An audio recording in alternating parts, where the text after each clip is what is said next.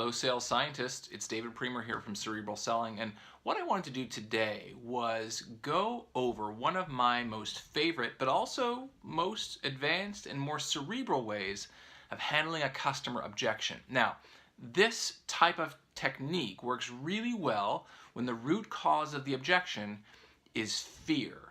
Now, fear is a emotion, a feeling that we all have, and in some cases that fear, especially in the selling realm, can tend to be irrational.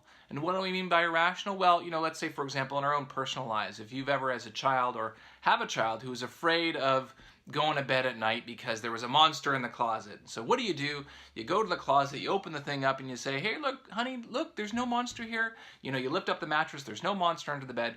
And what you do is you start unpacking it, right? And you start kind of shining a flashlight into all those dark corners where you feel the fear exists. Now this happens, believe it or not, in the selling world as well. I would say the two most popular objections that you will hear that are mostly fear-based are, can I have a reference? And I'd like a free trial or an extension of my free trial. And so what you want to do is the same tactic, the same technique, is you want to unpack that fear. Imagine that the objection is like one of those Russian dolls, and you just want to keep unpacking those Russian dolls until what you're left with at the end is this little itty bitty Russian doll that no one's going to be afraid of.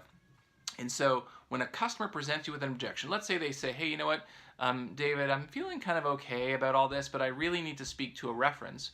You can say, now, first of all, you want to support them and satisfy them emotionally. You don't want to come in and say, no reference for you. But you want to say, hey, look, happy to get you a reference at the right time. Certainly we have lots of customers that are happy to speak about what we do. But what would really help me is to get a better sense for what you'd be looking to learn when you speak to that reference. I mean, we have lots of customers. I want to make sure I hook you up with the right one. So what you've done is you've now just unpacked that first doll.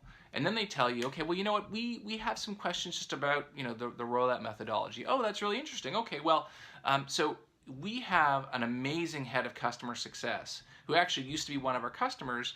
And what I would suggest is that if you want to speak to that person first, they would give you a whole lot of insight about what it's like to roll out the solution. And then if you have questions left over, or if you want to use that opportunity to focus your questions, I'd be happy to introduce you to a customer to have a much more productive conversation. I think it'd be, really good use of your time, really good use of our customer success time.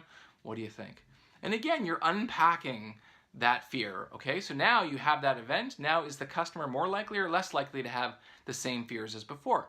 Chances are much less likely. Not that I try to avoid reference requests, but in my career, I've been very successful at having avoided reference requests by unpacking those fears and not jumping to satisfy the initial request, but really understand what the root cause, what the root intent was, and do my best to satisfy that. So the next time you're faced with an objection that you feel is very much fear-based, remember, you're unpacking those dolls to get at the root cause and make sure you are dealing with that.